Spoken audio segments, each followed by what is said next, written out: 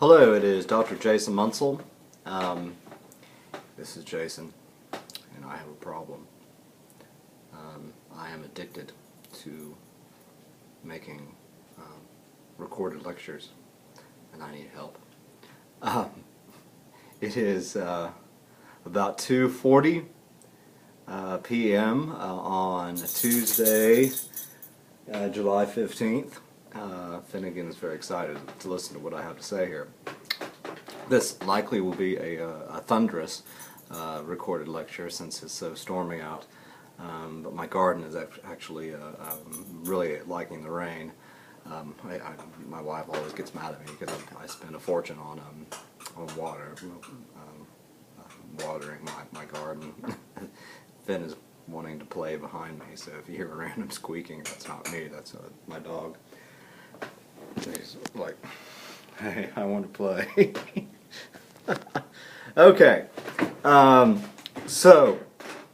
really thought this was a pretty interesting chapter, and it built off, I'm talking about chapter 8 here, built off some of the stuff that we discussed last time when we talked about issues of self-disclosure and communication competence. Before I get to all that stuff, though, I do want to remind you that this is a tough week, as I mentioned, because your first of two papers are due this week, Sunday, in addition to the regular tweets, or the tweet that you need to be doing, the blog that you need to be doing, as well as the professional email to me. All that stuff is due on Sunday.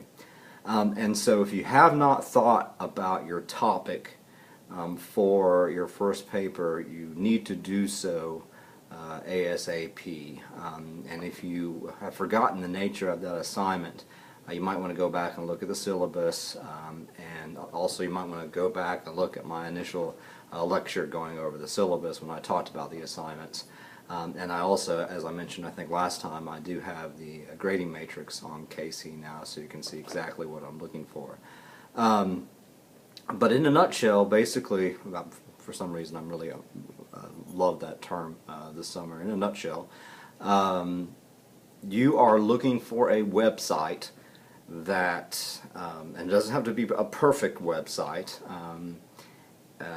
Hopefully it does have some credentials. Hopefully you don't find some website like some 14-year-old dude in Toronto who's telling or offering messages on how to effectively communicate online for such and such. But the 14-year-olds probably know more than we do. But nonetheless, you're looking for a website that offers ideas for using CMC within a given context, whatever context you might be interested in. Maybe you are in health comm, and so all this stuff about online support is really interesting to you. So maybe in addition to some of the stuff that the book says, you go and you find from the Mayo Clinic or from whatever, some best practices, or just it doesn't have to be best practices, just sort of ideas about how to use CMC and all its various manifestations, whether it be social networking sites, email, whatever. And then but basically you got two parts to your paper. First, you sort of summarize, okay, here is the stuff that this particular website says, and then second, here is how I think I could apply it to my life, to my career, to whatever. But please, please, please be thinking about that. I don't want you to wait until the last minute to try to throw this together. Any decent paper that's turned in, what's turned in should never be the first draft. It should be like the 5th draft. I expect you to write well. I haven't been terribly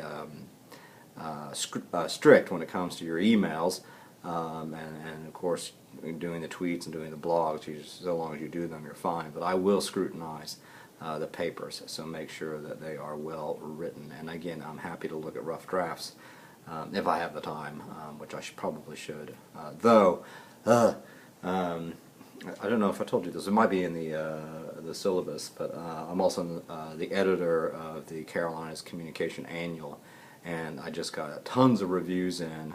They were due yesterday, actually, and so I'm going to be busy probably tomorrow communicating back and forth with the several authors who submitted stuff, and I'm going to have to reject some folks, and then I'm going to have to work with other folks to revise their papers and everything like that. And the journal comes out in October. So if you've ever been an editor for something, you know it takes a lot of work. But nonetheless, that's neither here nor there. I am here to help you.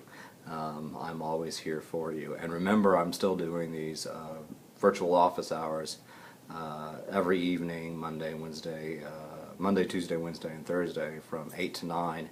I'll be on my Facebook, the college Facebook, the Jason Bryan Munsell Facebook, and also I'll be checking Twitter as well as my email.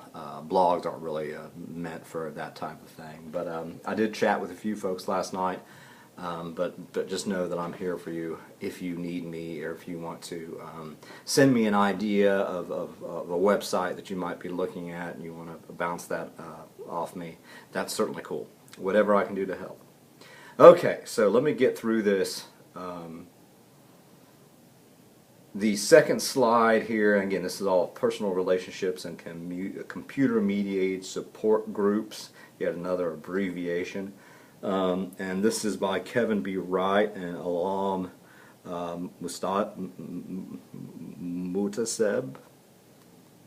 I do not know either of these people, but I thought it was a pretty good chapter. Slide 2, I'm sick. Okay.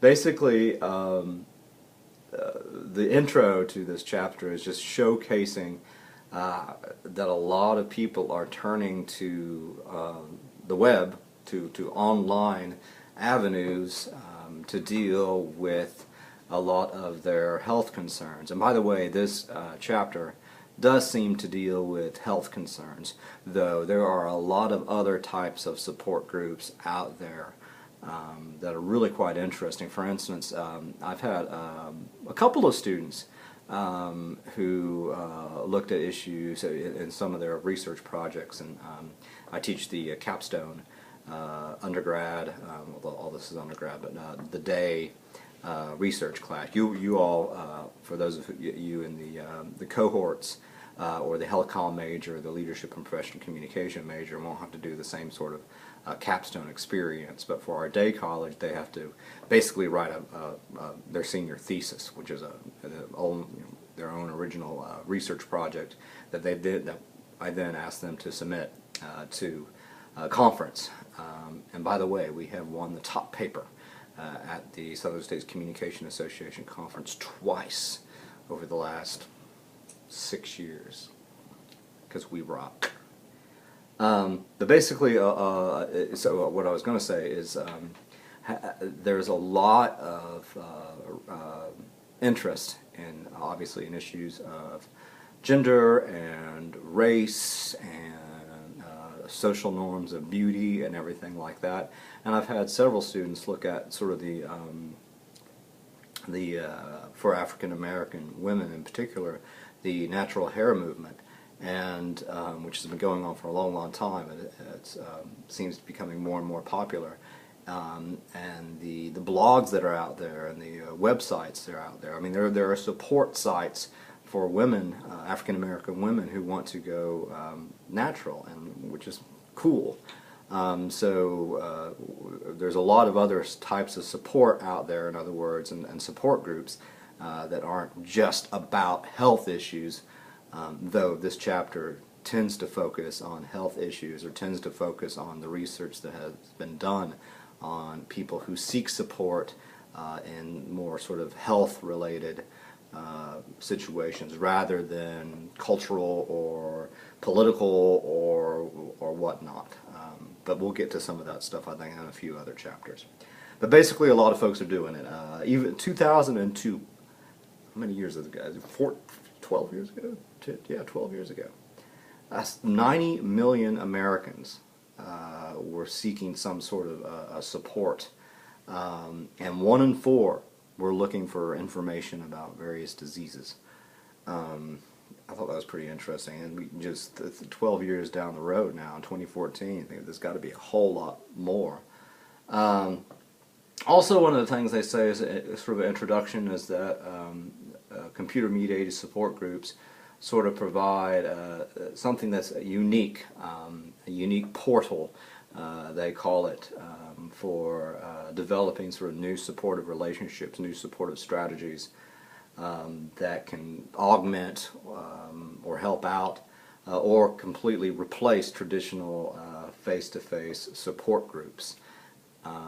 Which is, again, really, really interesting, and we're living in crazy, crazy times. So basically, the whole thing is like all the other chapters, sort of a literature review. And by the way, I do like the preview here. I love previews. I think previews in any sort of essay or chapter is a sign of effective writing. And so they have a very clear preview on the bottom of 137, so you can see exactly what they are going to do. This chapter explores, etc., etc., etc. Towards that end, this chapter explores the link between social support and health outcomes, relational dilemmas surrounding the provision of social support, and advantages and disadvantages of online support groups / communities. In addition, etc., etc., etc. So that's a nice little preview. And then next, just because I always like to add stuff,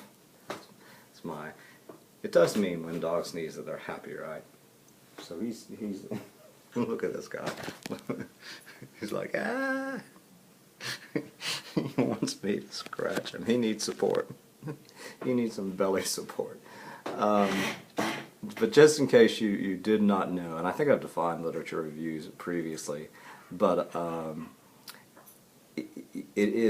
literature reviews are reviews of the scholarly, peer-reviewed books or journal essays that are out there pertaining to one's topic. So it has nothing to do with literature per se, like, you know, English lit or something like that. We're not talking, you know, old, you know, Victorian literature or anything like that. We're talking about scholarly, peer-reviewed stuff. And by the way, if you ever have to write a real sort of research paper where you have to have a literature review, we have some great databases through Columbia College. One is called Communication and Mass Media Complete, and actually there's a trial database that we're using called Communication Sources. And I know at least on Communication and CMMC, Communication Mass Media Complete, you can check boxes for peer-reviewed and scholarly articles, so you know that those are good essays, not just somebody offering their random opinion about stuff.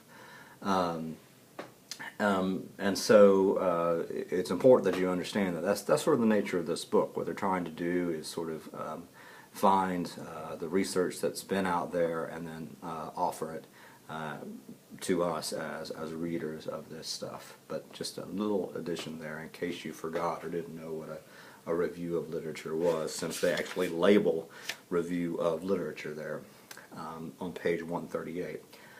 Slide 4.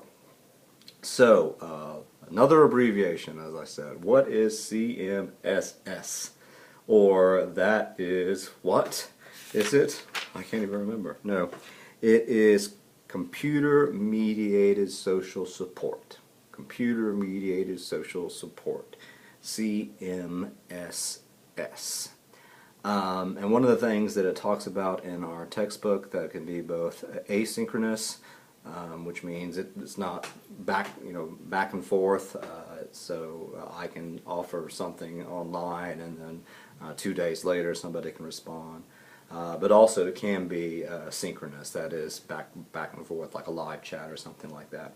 But through this process, folks can get, the authors say, sort of informational support. So where can I find more information? I've got this. I was diagnosed with such and such. I have the cooties, and so how